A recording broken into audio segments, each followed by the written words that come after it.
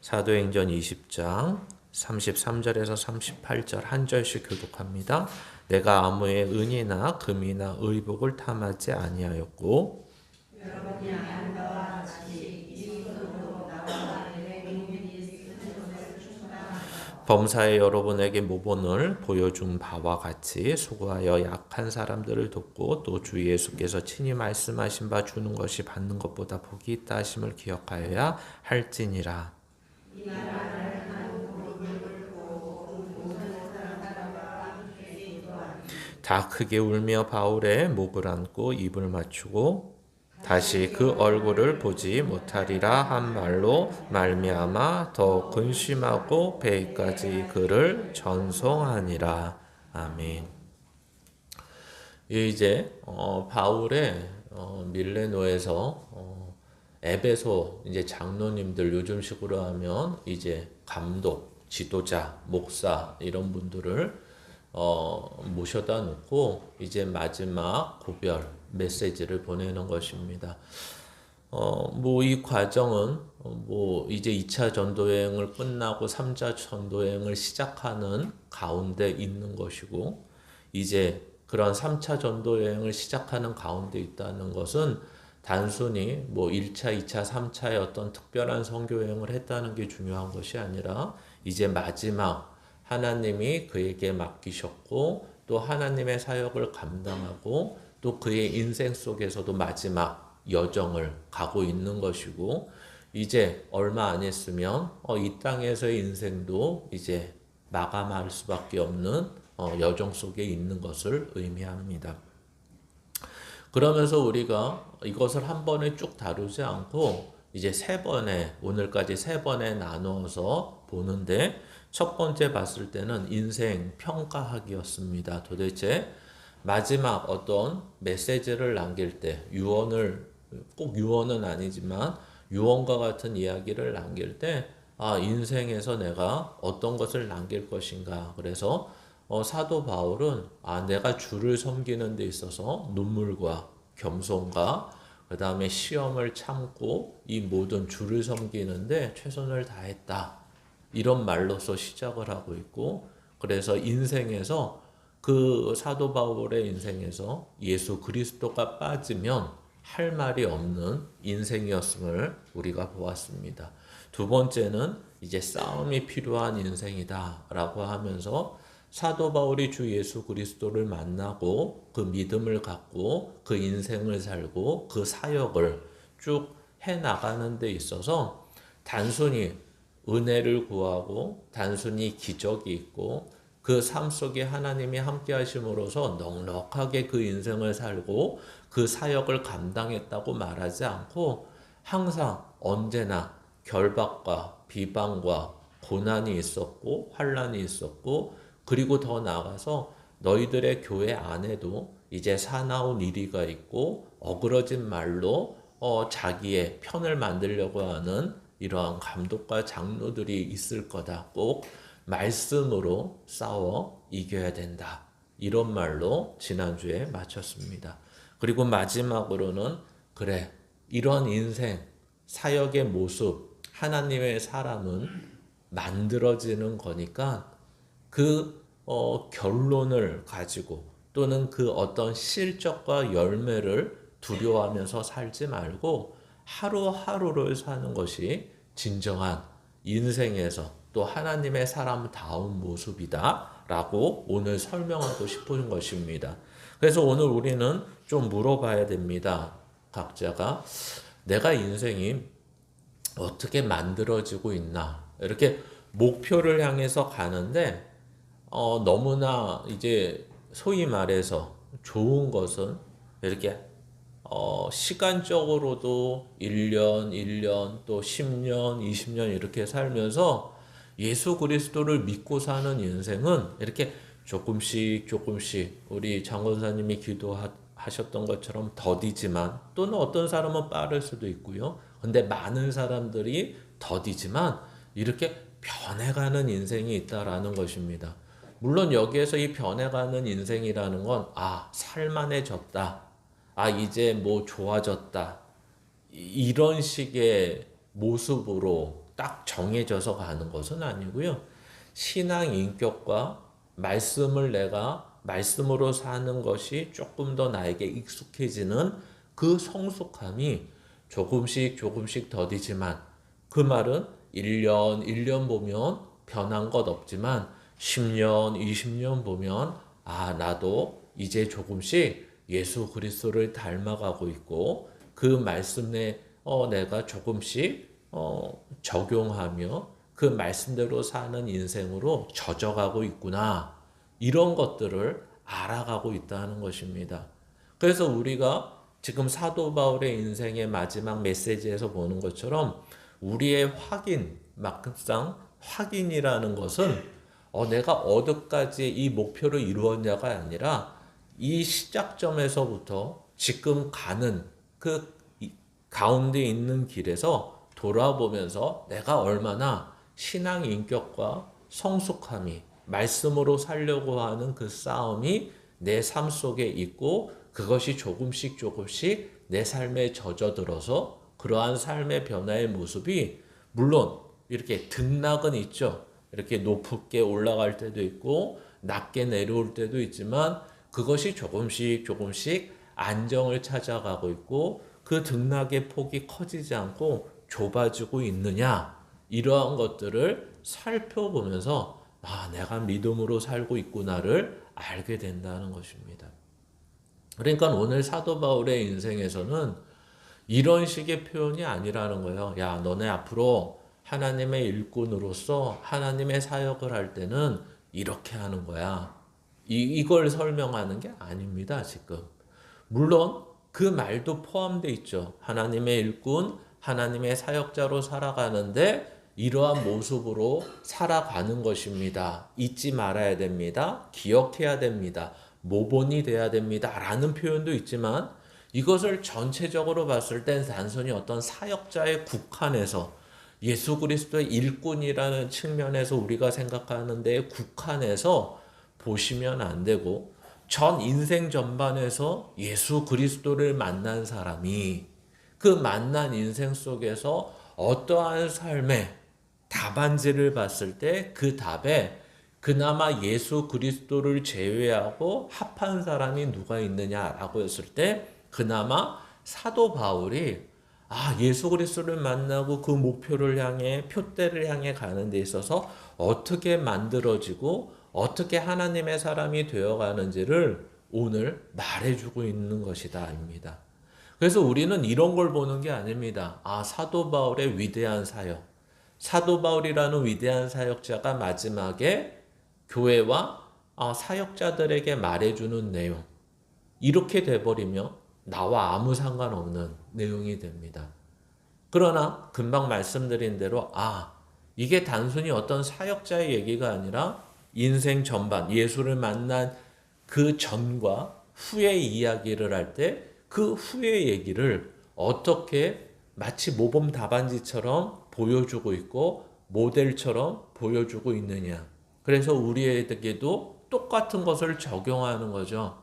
야, 나도 마지막에 가서 인생을 평가할 때는 노후가 얼마나 잘 준비되었는지, 내가 사람들로부터 얼마나 존경받는 인생을 살았는지, 얼마나 착하게 살았는지, 얼마나 보람차게 살았는지를 평가하는 것이 아니라 얼마나 주를 잘 섬겼는지, 그리고 이 땅에서는 생존 싸움을 싸우느라고 헛된 인생을 사는 것이 아니라 믿음의 선한 싸움을 싸우면서 하루하루를 살았는지를 확인하며 더 나가서 이 마지막에 하나님이 나를 찾아주시고 만나주셔서 이러한 인생 속에서 하루하루를 믿음의 선한 싸움을 싸운 내가 무엇으로 신앙의 인격과 성숙함이 어느 정도 하나님께서 나를 만들어 주셨는지를 확인하는 거였구나.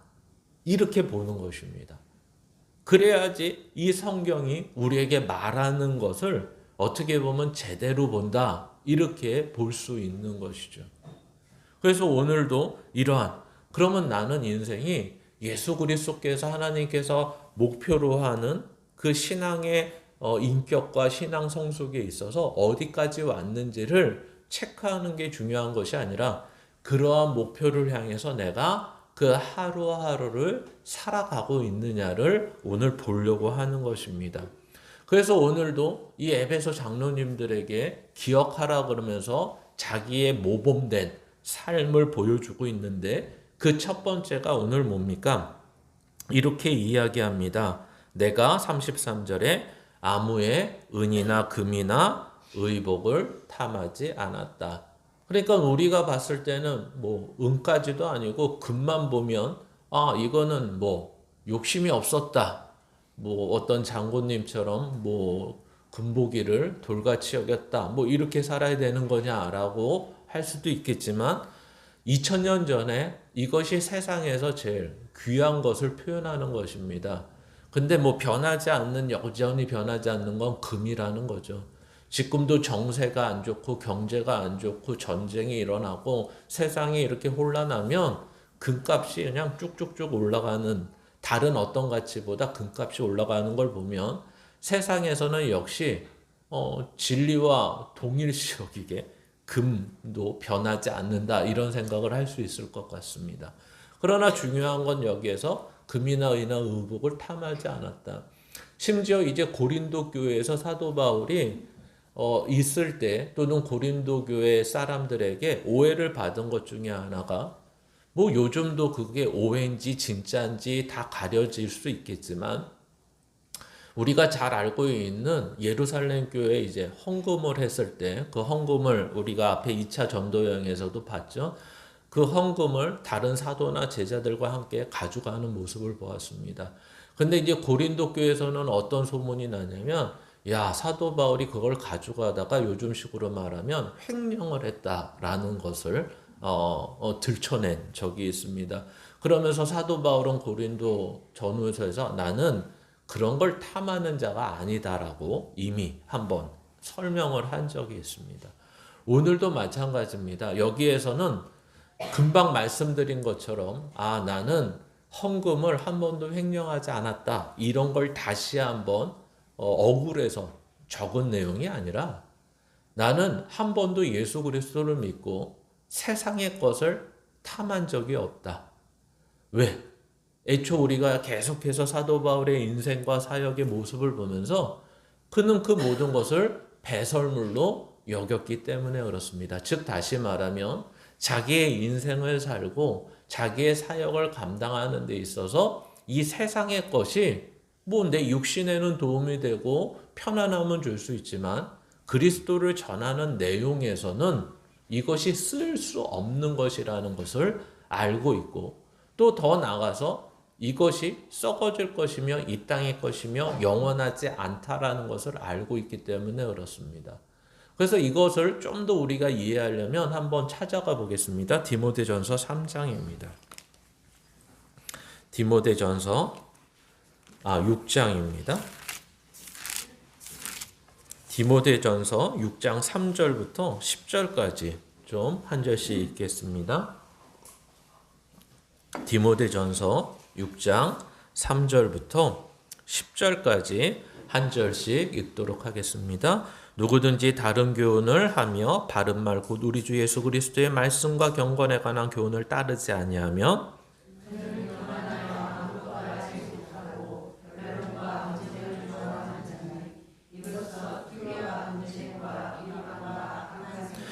마음이 부패하여지고 진리를 잃어버려 경건을 이익의 방도로 생각하는 자들의 다툼이 일어나느니라.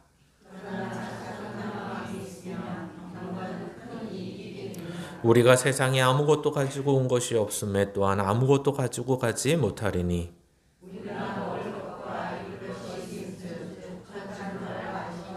부하려 하는 자들은 시험과 올무와 여러 가지 어리석고 해로운 욕심에 떨어진 아니고 사람으로 파멸과 멸망에 빠지게 하는 것이라. 돈을 사랑함이 일만하게 뿌리가 되나니 이것을 탐내는 자들은 미혹을 받아 믿음에서 떠나 많은 근심으로써 자기를 찔렀도다. 아멘. 예, 그렇습니다. 여기서 보시면 마치 요 앞절에 이 에베소 장로님들한테 뭘 권면하냐면 뭐 권면보다 있을 사실에 대해서 설명하는 걸 보면 여기 있는 장로님들 중에 이제 목사님들 중에 어그러진 말로써 이제 자기 편을 들게 하는 자들이 생길 겁니다라는 것입니다. 바로 그 말이 바로 이 말입니다. 3절에 보시면 누구든지 다른 교훈을 하며 라는 것입니다. 그 어그러진 말이 바로 다른 교훈일 테고, 이러한 것들이 여러 가지 교회 안에서 혼란을 일으키고 어려움을 낳을 텐데, 그 중에 하나가 5절에 보시면 마음이 부패하여 진다라는 것입니다. 그래서 6절에 보시면 우리는 어떻게 해야 되느냐? 우리가 부자가 된다거나 어떤 세상적으로 살 때 편안하게 살 수 있다는 게 그리스도인으로서 잘못된 것이냐라고 했을 때, 오늘 이 디모데전서도 그걸 이야기하는 것은 아닙니다. 근데 여기에서 뭐가 되죠? 이제 쫓는다. 그것을 우리가 얻으려고만 한다. 그러니까 말씀에는 집중하지 못하고 그 말씀을 여기식으로 얘기하면 경건을 이익의 방도로 삼는다. 그러니까 예를 들면 세상 사람들이 말할 때, 야, 목사가 돈 벌려고 교회한다. 이런 얘기인 거죠. 가장 쉽게 얘기하면. 목사가 자기 배 채우려고 11조 내라고 한다. 근데 그것이 하나님을 위해서라면 그런 욕을 먹어도 되는데, 아직도 많은 교회들 중에 어떤 교회가 있냐면 11조는 제사장의 것이었기 때문에 목사가 마음대로 할 수 있다는 교회가 아직도 있습니다. 그것을 또 성도들이 용납을 합니다. 저희 교단에도 있습니다. 그런 교회가. 참 어리석어 보이는데 현실 안에서는 그것이 자행되고 있다라는 것입니다. 그래서 문제는 뭐냐면, 부자가 된다거나 잘 먹고 잘 살거나 여유 있게 산다는 게 잘못된 것이 아니라 그것을 이제 쫓을 때, 그래서 그것을 쫓는다는 게 뭐냐라고 했을 때 돈을 사랑한다는 거죠. 그럼 돈을 사랑한다는 게 뭐냐라고 했을 때, 우리가 예수님께서 말씀하신 것처럼 부자가 천국에 가는 것이 힘들다라고 말하는 것처럼 돈으로 뭐든지 할 수 있다고 생각하는 게 믿음에서 떠난 것이다. 이렇게 말하는 것입니다. 그러니까 구원을 받고 천국을 가는 건 예수 그리스도를 믿어야 되는데, 이 부자는 돈으로 그걸 살 수 있다라고 생각하는 어리석은 사람들이라는 거예요. 근데 우리는 그것을 이 땅에 살면서도 이게 눈이 가려져 있기 때문에 생각보다 어리석다고 생각하지 않습니다. 교회 오니까 진짜 돈 있는 사람이 대우받고, 돈이 있으면 교회도 성장시킬 수 있는 것 같고, 돈이 있으면 사람들에게 칭찬받는 것 같다라는 거죠. 그러나 성경은 결코 그 돈이 무엇인가 만들어내거나 특별히 하나님의 일에 관해서는 그 돈이 어떻게 쓰여져서 그것이 힘을 발휘한 적이 없다. 이렇게 이야기하는 것입니다. 그러니까 우리가 전에도 많이 다루었지만 오병이어의 사건에서 보면, 우리는 자꾸만 반복돼서 설명되는 거지만, 오병이어가 마치 그것이 종잣돈이 되고 그것이 원인이 돼서 이제 5,000명을 먹이고 12강주리가 남는 것처럼 느끼고 있지만, 성경은 그 작은 것이 무엇을 하느냐를 봐라. 예, 맞습니다. 그러나 그것이 종잣돈이 되었다거나 그것이 원인이 돼서 하나님이 힘을 발휘하는 건 아닙니다. 오히려 그런 쪽에서는 뭐라고 얘기하냐면, 빌립이 말하는 것처럼 우리가 가지고 있는 돈으로는 저들을 다 먹일 수 있는 돈이나 물질이 되지 않습니다. 라고 오히려 말하는 것에 비추어 봤을 때, 이 오병이어는 어쩔 수 없이 받아서 예수님 앞에 내어놓긴 했지만, 이것으로는 저들을 먹일 만한 아예 상대가 되지 않습니다. 오히려 사람으로서는 저들에게 줄 수 있는 게 없습니다. 이것을 설명하는 것입니다. 그러면서 하나님은 그것을 가지고 그들을 먹이시는 데 사용했다. 이 말은 그것이 원인이 되고 종잣돈이 돼서 하나님이 부풀려 줬다가 아니라, 아무것도 할 수 없는 것이 하나님이 쓰실 때는 어떻게 사용되느냐 봐라. 이거죠. 근데 하나님은 너무나 위대하시고 신실하신 분인데, 이러한 작은 걸 가지고도 함께 동참하기를 원하신다. 이런 의미가 있는 것입니다. 그러니까 우리가 돈을 사랑함이 일만하게 뿌리며 우리의 마음을 부패하게 합니다. 그래서 사도 바울은 아예 우리가 느끼기에도, 목사인 제가 느끼기에도 모르겠어요. 이 말씀이 60년대, 70년대까지의 목사님들에게는 아마 적용되고 익숙한 말씀이었는지 모르겠습니다. 뭐라고 나와 있죠? 6절에 보시면 자족하는 마음이 있으면 경건에 큰 이익이 있는데 8절에 보시면 먹을 것과 입을 것이 있은즉 족한 줄로 알라고 말을 합니다. 그러면 우린 부자입니다. 그렇죠? 냉동고에 냉장고에 차고 넘치고 있습니다. 그렇죠? 먹을 것과 입을 것, 또 옷장에서는 입을 옷보다 버려야 될 옷이 더 많으실 겁니다. 그렇죠? 그래서 우리 아파트 단지도 보면 이렇게 봄철이나 어떤 계절의 변화가 있을 때 그 재활용 통이, 옷 이렇게 수거통이 한 5개 큰 통이 있어도 이게 늘 데가 없어서 밖에 이렇게 비닐로 싸서 놓는 것을 보면 아마 입을 옷보다 버릴 옷이 많은 이러한 세상을 살고 있는 것입니다. 그러면 여기 있는 분들은 각자 연봉이 얼마고 생활을 어떻게 사시는지 모르지만 다 부자시고 자족하면 되는 것입니다. 근데 이제 시대성이라는 게 이런 게 있죠. 그러다 보니까 우리는 이 시대만 해도 이러한 기준이 뭐가 되냐면 절대적 기준이 됩니다. 절대적 기준이 된다는 말이 뭐냐면 예를 들어서 사람은 하루에 3끼를 먹어야 된다. 뭐 죽을 먹든 밥을 먹든 빵을 먹든 라면을 먹든 3끼를 먹어야 되는데 이 시대는 그 3끼 자체가 만약에 기준이라면 그것을 충족하는 사람이 많지 않았죠. 기본적으로. 아마도 정확한 건 아니지만 3분의 2 이상이 하루에 3끼 먹는 게 그렇게 쉽지 않은, 그리고 오늘 3끼를 먹었어도 내일 3끼를 먹을 수 있다라는 것이 보장되어 있지 않은 사람들이 많았을 것 같습니다. 왜냐하면 2000년 전이 아니라 항상 말씀드린 우리가 근대 조선시대만 해도 소위 말해서 서민이나 백성이라고 말하는 사람들이 조선 역사서에 보면 하루에 2끼 먹었습니다. 그러니까 3끼를 먹는다는 것은 근대에 와서 먹기 시작한 우리의 익숙한 먹는 양식일 뿐이지 이전에 그렇게 먹는 것조차 또 입을 것도, 그래서 예수님 시대만 해도 예수님께서 말씀하실 때 어떤 사람에게 무엇을 줄 때 겉옷을 달라 하면 뭐 속옷도 주라 라고 말하는 것처럼 지금 생각하면 줘도 안 입을 것 같은, 뭐 속옷이 아니라 겉옷도 뭐 안 입을 것 같은데 그 시대에는 금방 말씀드린 우리 본문에서 금과 은과 의복이 이 시대에 탐하지 않았다라는 것은 그만큼 이것이 절대적 재산의 가치였다.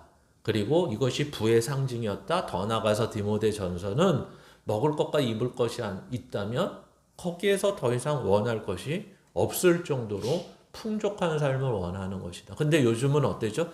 절대적 그런 게 아니라 다 상대적이죠. 누가 무엇을 하고, 누가 여행을 다니고, 누가 돈을 얼마 쓰고, 누가 어떤 차를 사고, 어떤 집에 살고 있고, 이런 것들이 다 상대적인 차이로서 내가 가난하다라고 느끼는 거지, 절대적인 성경의 차이 또는 지금의 절대적인 측면에서 보면 전혀 우리는 뭐 부하다 할 수는 없지만 오히려 성경에서 말하는 것처럼 무리한 말이 아니라 자족할 수 있는 것이 너무나 많이 있다라는 것입니다. 근데 이것들이 다 무엇에 문제가 되냐? 돈 많은 게 문제요? 그래, 아까 말씀드렸죠? 돈을 사랑하는 게 문제다. 돈을 사랑하는 게 뭐냐? 돈으로 무엇이든지 다 할 수 있다고 생각하는 게 문제다. 하나님의 일은 그렇게 할 수 없다. 이런 말을 드렸습니다. 근데 결국 여기에서 가장 중요한 것은 뭐죠? 10절 후반절에 보시면 미혹을 받아 믿음에서 떠나 많은 근심으로 자기를 찌르는 게 문제가 되는 거죠. 그러니까 경건에 이익이 안 된다는 말이 뭐냐면 믿음으로 살려고 하는 걸 거리끼게 만든다는 것입니다. 그러니까 믿음으로 살려고 하는 게 거리끼니까 날마다 어떻게 되죠? 마치 양다리 걸친 사람처럼 되는 거죠. 가랭이만 찢어지는 거예요. 믿음으로 살든지 돈으로 살든지 하면 문제가 되지 않아요, 오히려. 근데 이제 예수를 믿었는데 믿음으로 살아야 되는데 항상 이렇게 몸은 틀어져 있어요. 믿음으로 사는데 근데 고개는 어디 있는 거예요? 이렇게 있는 거죠. 그러니까 걷다 보면 어떻게 된다는 거예요? 넘어지고 부딪히고 쉽게 얘기하면 이러는 거예요. 믿음으로 살려면 믿음의 내용을 보고 가면 돌부리가 있으면 건너가면 되고 부딪힐 게 있으면 피해가면 되는데 몸은 이쪽으로 가면서 걸어가는데 뒤를 바라보고 있는 거죠. 이걸 뭐라고 설명하냐면 많은 근심으로써 자기를 찔렀다고 하는 거예요. 그러니까 이런 건 아니에요. 믿음으로 살면 하나님이 내 노후를 보장해 주시겠지. 이런 걸 믿음이라고 하진 않아요. 나중에 더 설명은 드리겠지만 그러나 내가 그러면 돈을 열심히 벌어서 믿음으로 사는 데 있어서 돈으로 열심히 살아야겠다. 이렇게는 안 된다라고 설명을 하는 거죠. 왜냐하면 점점 더 우리는 믿음을 의지하는 게 아니라 점점 더 돈을 의지하고 돈이 많으면 많을수록 이쪽에 대한 믿음이 더 커지기 때문에 그렇습니다. 그러니까 우리는 금방 이것을 실현할 수 있어요. 자기 스스로 이렇게 판단할 수 있어요. 금방 말씀드린 내용을 어떻게 판단합니까? 통장의 잔고를 보면서 흐뭇해하는 사람과 통장의 잔고를 보면서 찌푸리는 사람. 나는 통장의 잔고를 보면서 뭐 상관없다라는 식으로 살고 계시는지 마이너스만 없다면 아니면 통장의 잔고가 어느 정도 있는데도 목표 금액이 있는 바람에 또는 세상에서 말하는 노후의 그 자금이 얼마라고 하는 바람에 항상 거기에 대해서 초조하고 있고 근심하고 있다면 그것이 오늘 디모데전서에서 말하는 많은 근심으로써 자기를 찔렀다고 말하는 거예요. 그러니까 믿음이 없다라고 말하는 것이 아니라 분명하게 믿음에서 떠나라는 말은 얘는 돈을 사랑함으로써 하나님이 버렸어 이런 말이 아니라 믿음으로 살아야 되는데 믿음에서 떠나 아직도 여기에 살고 있어. 원래는 여기에 살아야 되는데 근데 재미있는 것은 믿음에서 떠나 돈을 사랑함으로써 살고 있으면 여기에서 어떠해야 됩니까? 기쁘고 돈이 많아지면 즐겁고 편안하고 이래야 되는데 항상 마음의 근심은 찔려 있다는 거죠. 바로 그것을 설명하는 것입니다. 그래서 오늘도 사도 바울은 그 얘기를 하는 거예요. 당신들이 돈을 탐하지 말아야 되며 더 나가서 어떻게 해야 되죠? 약한 자가 있고 또 섬겨야 되는 자가 있으면 마땅히 없는 가운데서도 섬길 수 있으면 좋겠다. 이렇게 말하는 것입니다. 그래서 여기에서 왜 이렇게 해야 되냐? 자꾸만 우리의 특징은 돈을 사랑하는 쪽으로 가다, 세상 쪽으로 가다 보니까 그게 믿음을 떠나게 하기 때문에 그렇습니다. 믿음으로 살아야 되는 우리의 본분과 우리의 삶의 내용을 어그러뜨리기 때문에 그렇습니다. 그러니까 믿음으로 사시기 원하십니까? 그러면 거꾸로 얘기하면 되겠죠. 하나님을 사랑하십시오. 돈을 사랑하지 마십시오. 그것을 어떻게 하는 겁니까? 라고 했을 때 탐하지 마시고 그러니까 쉽게 얘기하면 이런 거예요. 이렇게 가지려고 하지 마시고 주려고 하십시오. 이 얘기예요. 아멘을 하나는 가지려고 하지 마시고 이렇게 주려고 하십시오. 이런 얘기예요. 그러면서 사도 바울이 곁들인 말이 하나 있어요. 뭐라고 말씀을 곁들이죠? 보니까 이렇게 말씀을 합니다. 35절에 보시면 중반절 이후에 주는 것이 받는 것보다 복이 있다. 죄송하지만 이거는 우리가 가지고 있는 성경에는 없는 말입니다. 근데 사도 바울은 예수께서 친히 말씀하신 바 이렇게 아예 설명을 해요. 주는 것이 받는 것보다 복이 있다. 이건 예수님이 복음서에서 말씀하신 적이 없습니다. 근데 사도 바울이 개인적으로 들었다든지 아니면 우리가 잘 알고 있는 말씀 중에 하나가 마태복음이나 마가복음의 똑같은 말씀이지만 이런 말씀을 하세요. 인자가 온 것은 섬김을 받으러 함이 아니라 도리어 섬기려 하고라는 것입니다. 그러니까 사도 바울이 그 말을 듣고 이런 말을 적용을 할 때 이 말을 이렇게 적용할 수도 있겠구나라는 거예요. 섬김을 받는 게 아니라 섬김을 하러 오셨다라는 거죠. 나는 받으려고 하는 자가 아니라 이제 주는 자가 되었다. 이것이 이제 복이 있다. 그러니까 예수를 믿으면 십계명에서도 있지만 이제는 뭐하지 않아도 되는 자가 되죠. 십계명에 보면 도둑질하지 마라 이렇게 돼 있죠. 그 도둑질하지 마라의 전제는 뭐냐면 너네는 이제 하나님이 너희의 아버지시고 너희를 통치하시는 분이니까 이제는 도둑질하면서 남의 것을 훔치면서 살 이유가 없어. 왜? 하나님이 왕이시고 아버지시니까. 다른 애들은 고하고 다른 애들은 통치자가 없고 다스리는 게 없으니까 없으면 그렇게 살아야지.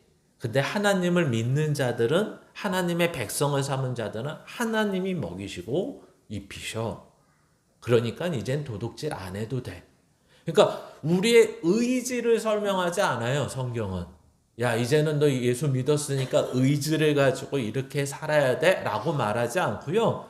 너희들은 이때까지 세상에서 속았었어. 내가 진짜를 얘기해 줄게. 세상은 돈으로 사는 거 아니야. 이 말은 돈이 필요 없다가 아니라 돈이 전부가 아니고 돈이 너희를 지켜주지 않아 이런 말이라는 거죠.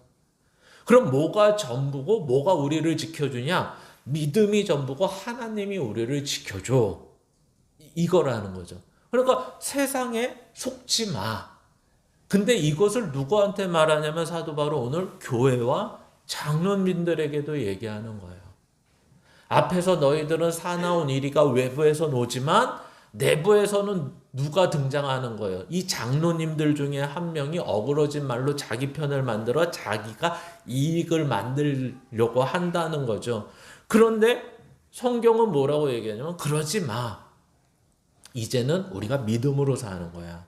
하나님으로 말미암아 사는 거야. 이렇게 말하고 있는 것입니다.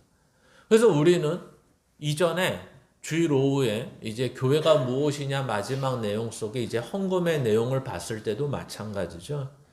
우리가 헌금을 할 수 있는 이유가 무엇이냐서부터 어떻게 보면 더 우리가 더 정확하게 봐야 되는 내용은 왜 가난한 자들에게도 하나님은 헌금을 원하시냐라는 거죠. 그래서 우리는 보았던 것입니다. 가난한 자라 그래도 이 모든 것은 하나님께로부터 온 것이며 그 돈이 그 가난함으로부터 벗어나게 하려고 있는 것이 아니라 그 진정한 가난함은 죄 가운데 사는 가난함이고 그것은 오히려 하나님의 것을 나눔으로써 하나님의 일에 동참하는 내용이 된다. 이렇게 설명을 드린 적이 있습니다. 그러니까 성경은 이렇게 살기를 원하는 거죠.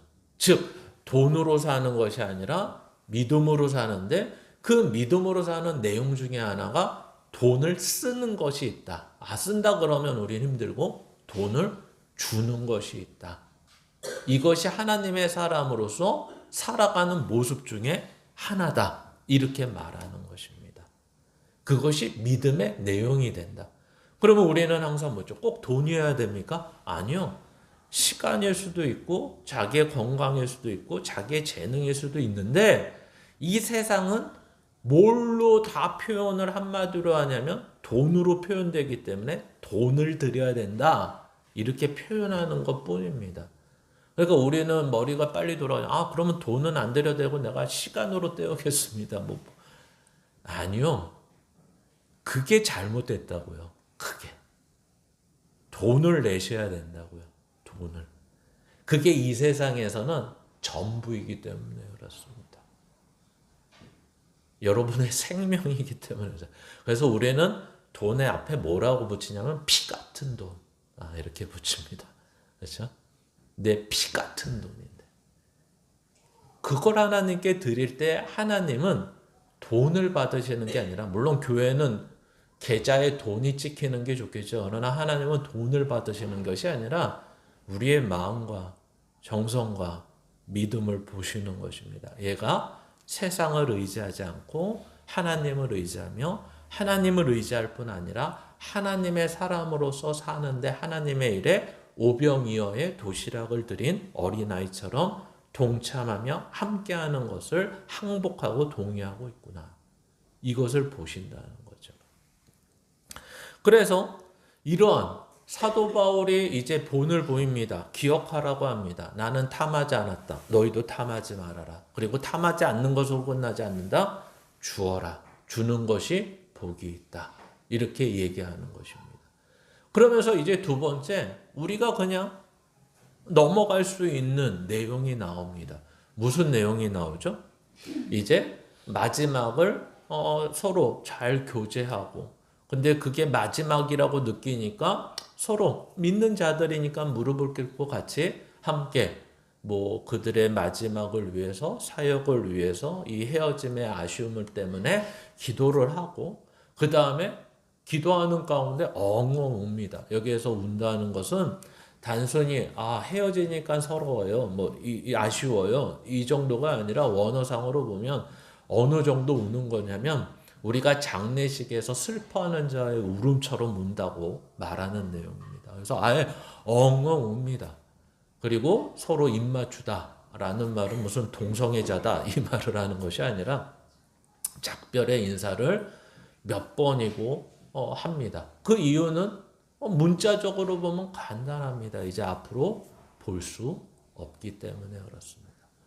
그러니까 우리가 여기에서 보면 그래, 이들의 이별이 그래 지금 들은 것까지 포함하면 굉장히 아쉬웠나 보다.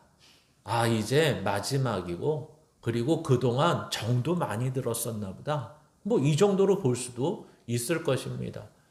그러나 우리가 앞에서부터 다시 한번 본다면 이렇게 되는 것입니다. 사도 바울이 주를 섬기는 데 있어서 주를 섬기는 내용이 뭐가 있었냐면 눈물로 섬기는 것입니다. 왜 눈물로 섬긴다 그랬죠? 하나님의 은혜를 구할 수밖에 없기 때문에. 우리가 마치 어떤 것을 구하고 간청하고 해결하기 위해서 그것을 해결할 수 있고 줄 수 있는 사람 앞에 갔는데 돈도 없고 아무런 자격도 없고 조건도 없으면 뭐밖에 할 수 없는 거예요. 눈물을 흘리며 매달리는 것밖에 할 수 없는 것처럼 하나님 앞에 이 복음을 증거하면서 다른 사람들의 구원을 위해 눈물로서밖에 하나님께 은혜를 구할 수밖에 없던 인생이었습니다. 그러나 이 마지막의 눈물은 뭘까요? 동일한 눈물일까요? 그럴 수도 있을 것 같습니다. 그러나 이미 이 앞에서 또 보면 이제 예루살렘에 가고 로마에 가서 죽게 되는 인생의 여정 속에서 성령께서 그에게 밝히 드러나 알게 하신 것이 있습니다. 너 이제 우리가 아는 표현을 하면 3차 전도 여행을 시작하면 레드카펫이 깔리고 사람들이 너를 이제 맞이하고 복음이 너무나 자연스럽게 전달되고 이럴 거야. 이러지 않고 너가 가는 길엔 결박과 환난이 있을 거야. 고난이 있을 거야. 그리고 성령이 차마 말은 않았지만 마지막엔 죽음이야. 이것이었습니다. 그러니까 여기에서 눈물은 마치 예수님께서도 십자가상에서 하신 것과 똑같은 느낌인 것 같아요. 엘리 엘리 라마 사박다니, 하나님이 하나님이 어찌하여 나를 버리시나이까, 이런 얘기입니다. 우리가 수요 성경 공부 웨스트민스터 신앙고백서를 들으신 분들은 하나님의 아들이신 예수 그리스도의 비하라는 부분에서 그는 그 육신을 입고, 그러니까 육신으로 오셨다는 것이 확실히 증명되는 내용으로서 이러한 고난과 눈물과 하나님의 버려짐을 감당하시고 있는 거죠. 그래서 눈물을 흘리는 겁니다, 그때는. 그래서 하나님 앞에 그렇게 왜 나를 버리시나이까 라는 말은 이렇게 고난이 큽니다. 하나님의 말씀에 순종하며 나가는 저에게 이 육신의 고난은 참을 수가 없을 정도입니다. 이렇게 말하고 있는 거예요. 마치 사도 바울이 이런 거예요. 앞에서도 우리가 여러 차례 봤지만 이런 거예요. 하나님의 사람으로서 부름을 받아 하나님의 사람의 인생을 살고 사역을 하는데, 그래서 이 앞에서 첫 마디가 눈물과 겸손 다음에 하는 말이 뭐죠? 유대인들로 인한 비방으로 시험을 받아서 참았다는 얘기입니다.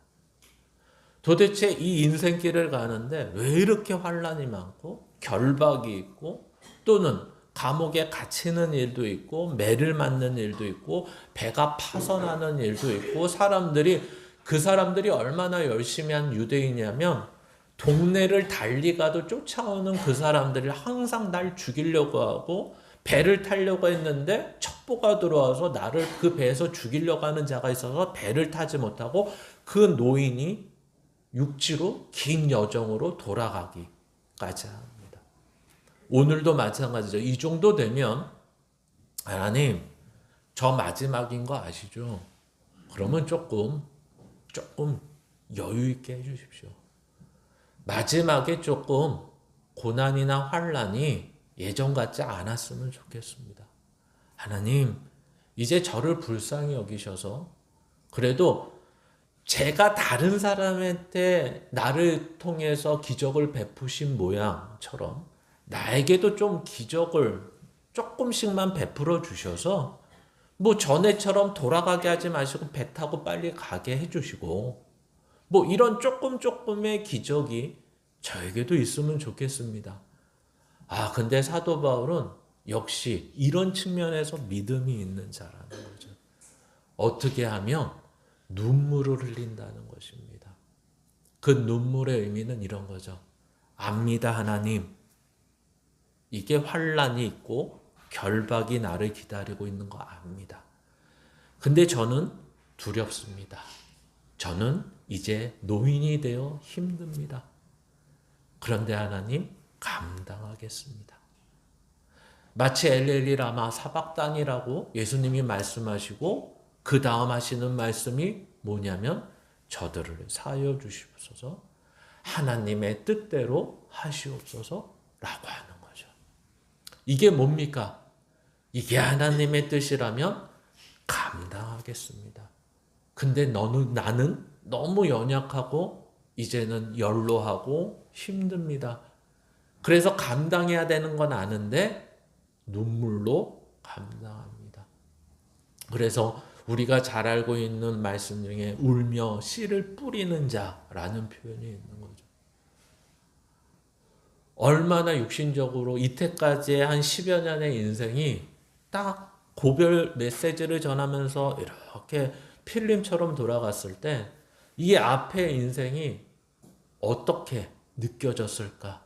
감당해야 된다. 근데 그것을 눈물로 감당하겠다. 이런 눈물인 것입니다. 그러니까 얼마나 인간적으로는 고달프고 힘든 모습이었냐라는 거죠. 근데 이것을 앞에 서두에서 말씀드린 것처럼 하나님이 인생을 만들어가는 데 있어서 이것으로 만들어가지 않는다는 것입니다. 기적으로 만들어가지 않는다. 이 얘기죠. 우리는 하나님이 내가 하나님의 사람으로 사는데 무엇으로 나에게 도움을 주시며 무엇으로 내 인생에서 간섭하시며 만들어 주실까라고 만약에 원하는 것을 말씀해 보십시오 라고 하면 뭐 1번 기적, 2번 돈, 3번 눈물, 4번 고난 몇 번을 선택하시겠습니까? 다들 1번 아니면 2번일 것입니다. 근데 성경은 이 인생이 하나님의 사람으로 만들어지는데 3번과 4번으로 그 인생이 만들어진다는 거예요. 그래서 오늘도 그 눈물에 엉엉 우는 것입니다. 그러니까 애들을 키워보면 울면서 하는 애가 있고 울면서 포기하는 애가 있죠. 오늘 사도 바울은 어떤 모습으로 보입니까? 울면서 하는 아이처럼 보입니다. 포기하지 않는 것입니다. 왜요? 무릎을 꿇고 기도합니다. 보통 유대인들은 하늘을 향해 손을 이렇게 올리고 기도하는데 예수 그리스도 이후서부터 뭐 스테반 집사도 그렇고 여러 제자들도 그렇고 오히려 무릎을 꿇고 기도하는 간절한 모습을 보여줍니다. 아마도 이것은 이제 예수님께서 겟세마네 동산에서 무릎을 꿇고 기도하신 것이 뭐 이유 중에 하나일 수도 있을 것 같습니다. 이들의 간절함은 피해 주세요, 없애 주세요, 넉넉하게 해주세요가 아니라 감당하게 해주세요. 그가 죽는 로마에서의 모습까지 가는데 잘 감당하게 해주세요. 근데 그 감당하는 것이 바로 사도 바울을 만들 것입니다. 포기하지 않는 그 길이 하나님이 우리에게 원하시는 길이라고 말하는 것입니다. 그래서 오늘 이러한 본문의 내용을 보시면서 첫 번째는 믿음으로 사는 자는 어떤 자인가 라고 했을 때 한마디로 말하면 이렇게 말할 수 있는 것 같습니다. 말씀대로 사는 자. 또는 한마디 더 건들면 여기에서 삶의 무게를 감당하는 자인 것입니다. 그러니까 우리가 생각하는 거랑 굉장히 다르죠. 우리는 조금만 환란이 있고 고난이 있고 근심이 있고 어려움이 있으면 이제 예수 그리스도를 믿었으니까 이것을 어떻게 해결하려고 그러죠? 기도하면서 하나님이 해결해 줄 것을 기다립니다. 그러나 하나님은 우리에게 예수 그리스도를 믿은 다음부터 이렇게 자라나는 데 있어서 야, 아직도 그렇게 떠먹여 달라 그래? 아직도 그렇게 너 편한 대로 살려 그래? 그거 가지고 신앙은 자라지 않아 라고 말하는 것입니다. 근데 우리는 어느 때부터인가 조금 뭐 잘못 배웠다라고 해야 되나요? 조금 오해 있는 훈련을 받은 거죠. 기도 열심히 하는 훈련, 예배 잘 드리는 훈련, 봉사 열심히 하는 훈련, 헌금 열심히 하는 훈련, 이런 훈련 필요합니다. 그런데 더 근본적인 훈련은 말씀대로 살면서 감당하려고 하는 훈련입니다. 말씀대로 살면서 세상이 나를 미혹하고 유혹하고 힘들게 할 때 그것을 해결해 주세요가 아니라 감당하려고 하는 것입니다. 그래서 오히려 이렇게 기도했어야 되는 것 같습니다. 하나님, 제가 말씀대로 사니까 너무 힘들어요. 어떻게 할까요? 누구를 만날까요? 누구와 함께 할까요? 하나님, 제 힘으로는 이것을 감당 못하겠습니다. 그런 동역자를 붙여주세요. 영적 친구가 있게 해주세요. 영적 지도자가 있게 해주세요. 이 길이 틀리지 않았고 이것을 감당하면서 가는 길을 나 혼자가 아니라는 걸 알게 해주세요. 오히려 이 기도가 오늘 사도 바울의 인생을 보면 굉장히 필요한 기도 같습니다. 맨날 우리는 기도 제목을 내놓고 이것을 해결해 주세요. 이 고난을 없애 주세요. 이 환난 가운데 문제 해결을 해 주세요. 이런 기도가 너무 익숙해서 이것을 감당하려고 하지 않는 것 같습니다. 오히려 성경은 오늘도 이것을 하나씩 하나씩 감당할 때 우리가 믿음으로 진정 사는 자가 된다. 이렇게 이야기합니다. 그리고 정 힘들면 눈물을 흘리며 가는 길이다. 그러나 포기할 수 없는 길이다. 이렇게 얘기합니다. 그래서 우리는 마태복음 11장 28절 29절에 잘 아는 말씀이 있습니다. 뭐라고 있죠? 같이 읽습니다. 시작. 수고하고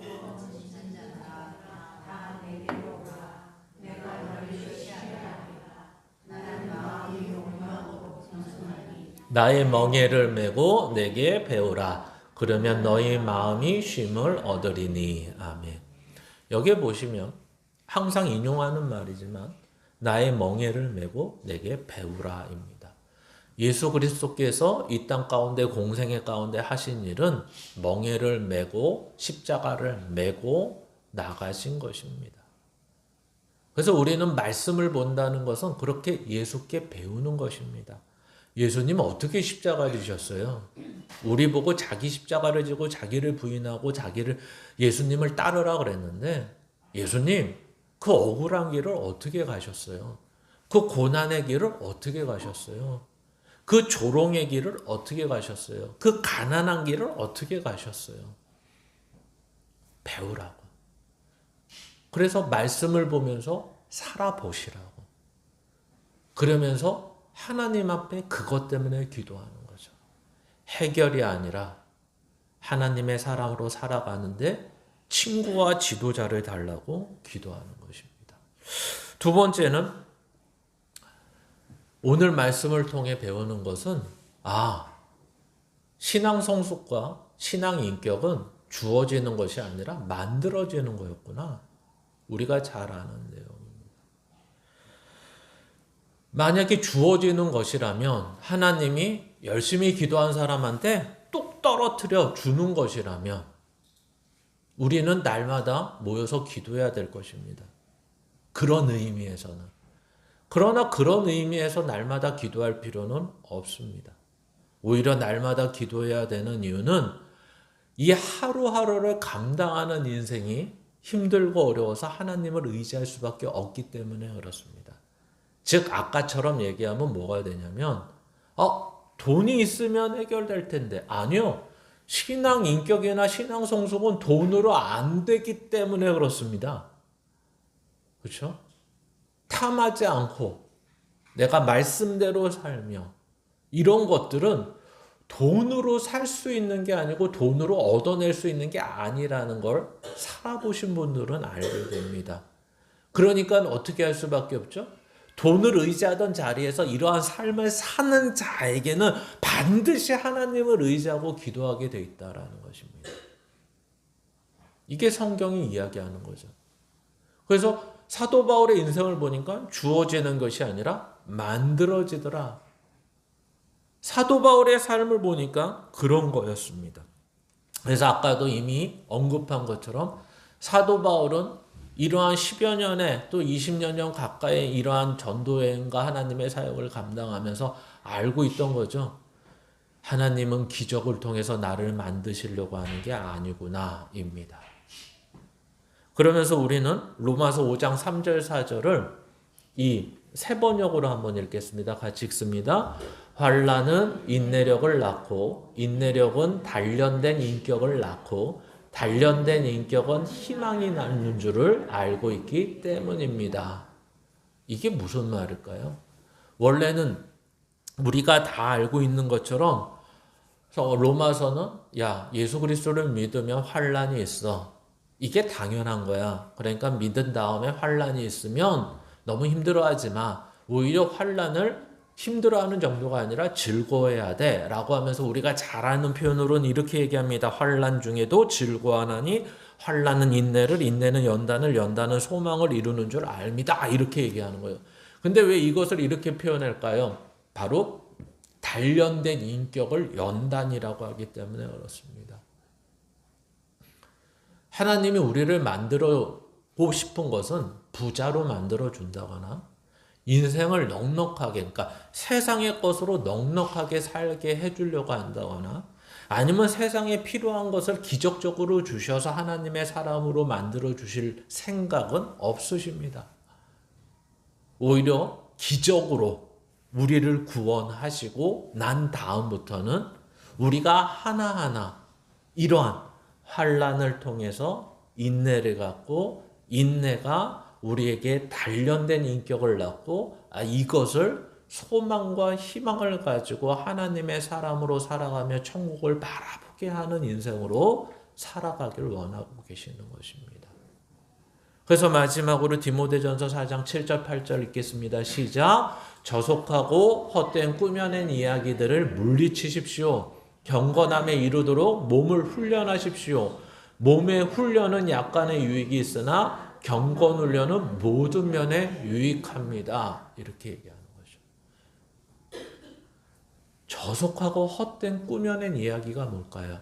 돈으로 돼. 너도 재밌게 살아야 돼. 너도 일해야 돼. 너만 가난할 필요 없어. 너만 이렇게 힘들게 살 필요 없어. 이게 저속하고 헛된 꾸며낸 이야기들입니다. 그렇게 사는 것 자체가 좋은 건 아닙니다. 그러니까 성경은 야, 이렇게 사는 게 그리스도냐 이렇게 얘기하는 게 아니라 이렇게 사는데 어떤 사람은 거꾸로 얘기해도 되겠죠. 돈 많은 그리스도인, 부자인 그리스도인, 여유가 많은 그리스도인, 건강한 그리스도인 있을 수 있겠습니다. 그러나 어떠한 상황과 형편에서든지 성경은 이것을 가지고 이렇게만 살지 말라고 얘기하는 것입니다. 그럼 어떻게 사는데요? 야, 너 세상의 것으로 만들어서 살려고 하지 말고 하나님의 것은 하나님의 것으로 만들어서 살아야 돼. 그것이 경건이라고 말하는 것입니다. 야, 이제는 경건이 훈련이 필요해. 이게 너가 만들어져야 되기 때문에야. 우리 애들도 이렇게 운동하는 걸 보면 오히려 집사람하고 제가 운동을 해야 되는 처지인데 운동 안 해도 되는 애들이 매일 해요. 도대체 왜 할까? 뭐 여러 가지 이유가 있겠죠. 익숙해져 있고 오히려 몸이 힘들면 운동해서 풀고 그리고 운동해서 자기의 근육이나 여러 가지 뭐 만들어지는 모습들을 보면서 좋아하는 것 같아요. 우리는 그런 모습을 보면서 힘들죠. 야, 저걸 어떻게 만들지? 근육을 어떻게 만들지? 이걸 어떻게 꼿꼿하게 해야지? 아유, 그러면 시간이 많이 필요할 텐데. 예, 몸 하나 만들어도 시간과 단련함과 성실함이 필요합니다. 근데 오히려 신앙에 와서는 그게 필요 없다라는 사람이 너무 많아요. 아니요, 필요합니다. 경건에 훈련이 있어야 된다고 분명히 얘기합니다. 아직도 받는 것이 복이 있다고 생각하십니까? 그러면 주는 훈련을 하셔야 됩니다. 아직도 섬김을 받는 것이 높은 자리고 좋다고 생각하십니까? 섬기려 하셔서 낮은 자리로 가셔야 됩니다. 아직도 부한 것이 좋다고 생각하십니까? 아니요. 이것은 하나님의 사람으로 살아가는데 쓸 수 없는 것이라고 생각하셔야 됩니다. 이렇게 하나하나 생각도 바꾸면서 하나하나 아까 말씀드린 대로 이 사람들의 삶, 사도 바울의 삶은 말씀대로 산다는 것입니다. 자족하며 산다는 것입니다. 무엇을 위해 다 이걸 헛되다고 또는 이것으로 자족할 수 있다고 얘기하는 거죠? 하나님의 사람으로 만들어지는데 여기에 목표를 두고 이것이 만들어지는데 기쁨을 얻고 이것이 내 삶의 하루하루를 만들어 가시느냐를 우리는 지켜본다면 이것을 몰라도 이렇게 하시는 하나님의 열심을 믿는 것보다 훨씬 우리는 믿음이 좋아질 것 같습니다. 이게 무슨 말이죠? 우리가 이렇게 안 해도 하나님은 우리를 키우시고 자라게 하십니다. 근데 이런 인생은 제일 불쌍한 인생이죠. 마치 거꾸로 이쪽에 가서 항상 말씀드리는 거지만 돈이 100억이 있는데 1억 가진 사람처럼도 못 살아. 100억이 있는 할아버지 할머니가 벤츠 타고 다니면서 종이 박스 모아. 여러분 어떠실 것 같습니까? 바로 이런 얘기죠. 하나님이 우리를 위해 열심인지 알아. 우리에게 모든 사랑을 쏟아부으시고 우리의 믿음을 위해 온 힘을 쓰시고 다 알아. 근데 우리는 이쪽 와서 살아. 이렇게 살라고 하나님이 그렇게 열심히 하시는데. 그러니까 맨날 이쪽에 와서 놀다가 이쪽에 갈 틈이 없어. 믿음을 떠나 살아. 근데 항상 이쪽에 있으면서 근심이 찔러. 이쪽에서 술 마시고 이쪽에서 뭐 재밌는 거 하고 이쪽에서 뭐 하면 근심이 없어질 줄 알았는데 근심이 믿는 자들은 항상 찔러요. 그러면서 여기에 기웃대지만 내가 그렇게 살질 않아. 만들어지질 않아. 훈련하고 싶은 이유가 없어. 그러나 이것을 마치 헬스장을 끊고 마치 운동을 끊고 돈으로 하루하루를 돈이 아까워서라도 가는 것처럼 이 하루하루를 살아봐야지 이 하나님의 열심과 하나님의 사랑이 내 안에 기쁨과 위로와 평안을 준다는 걸 안다는 것입니다. 그러니까 하고 싶은 말은 이거죠. 주어지지 않는다. 여러분 예수 믿어서 기쁘시고 싶으십니까? 위로받고 싶으십니까? 평안하고 싶으십니까? 인생이 회복되고 싶으십니까? 그러면 그렇게 사십시오. 하루하루를 성실하게 경건의 훈련을 하셔야 됩니다. 이것이 성경이 우리에게 얘기하는 거죠. 그럴 때만 기쁨이 뭔지, 그럴 때만 진정 위로가 뭔지를 알게 되는 거죠. 그러면 경건의 훈련은 어떻게 하는 겁니까? 다음 장 4장 5절을 보시면 같이 읽습니다. 하나님의 말씀과 기도로 거룩하여 짐이라. 아멘. 이미 앞에서 얘기한 거죠. 말씀과 기도로 거룩하여진다는 건 말씀을 이렇게 들고 있으면 거룩하여진다는 게 아니라 말씀대로 살 때, 그리고 하나님을 의지할 때, 돈을 의지하지 않고 하나님을 의지할 때 거룩하여진다, 경건해진다, 이 말을 하는 것입니다. 그래서 오늘도 저와 여러분의 인생 가운데 이런 하나씩 만들어가는 재미가 저와 여러분의 삶에 넘치기를 주님의 이름으로 축원합니다.